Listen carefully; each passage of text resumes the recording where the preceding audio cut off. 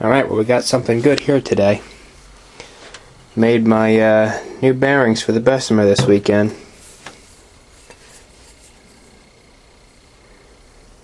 Came out pretty nice.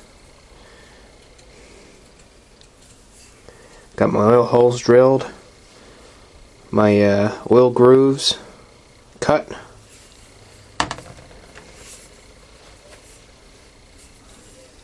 Came out pretty good.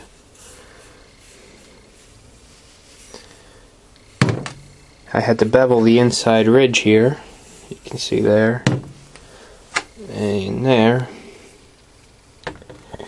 The original bearings had the same bevel. You can see right there.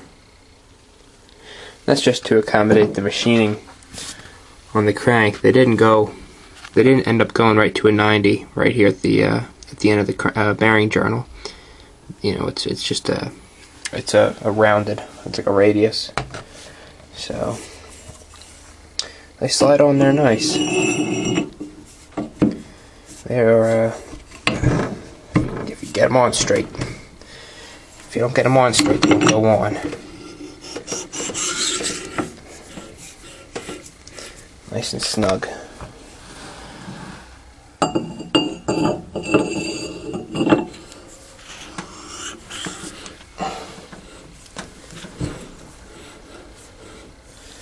Yep. It's going to be good for another 100 years with them bearings. Whew.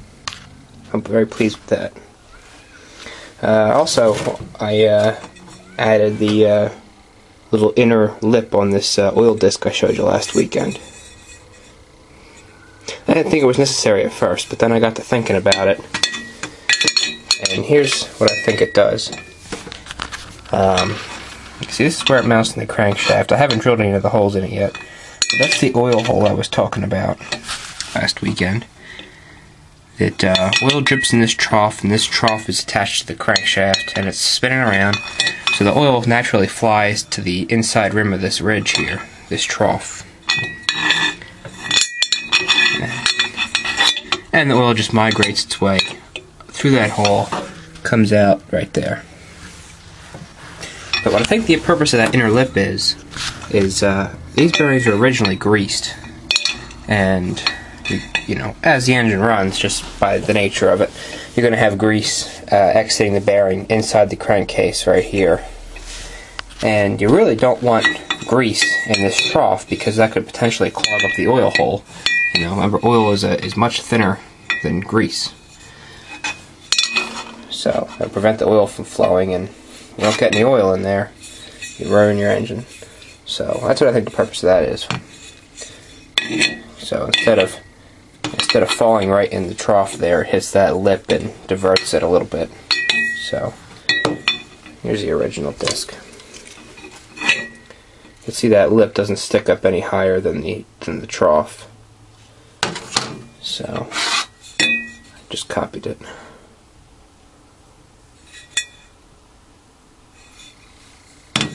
Alright, I'm going to see if I can get these bearings pressed in the block, and we'll come back. Alright, well, I guarantee it's been a very, very long time since this crankshaft is turned in this block. But that's it. Bessemer's got nice new bronze bearings. Text message.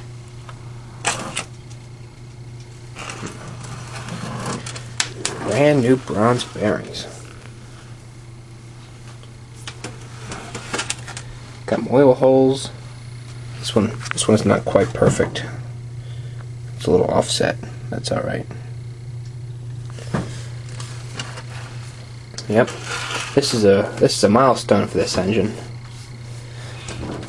I don't know if you guys remember that Road King put up a video last fall, and I said that I'd have this engine running by July 2014.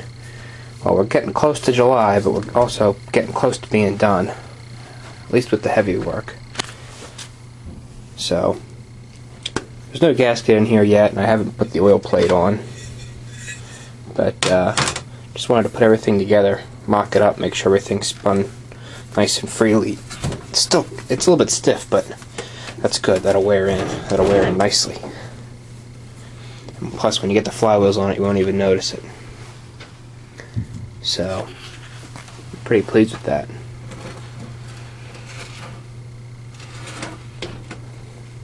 Originally, this engine was greased. The mains were greased. However, I'm kind of toying with the idea of having the mains oil lubricated now. I've got a 2-feed mechanical oiler, adjustable mechanical oiler. I think it'd be nice to drive somewhere off of the engine and then route the feeds into the main bearings. I think that'd be pretty neat. So, we'll see if that pans out or not. Oil might even be better for the bronze bearings over the original Babbitts.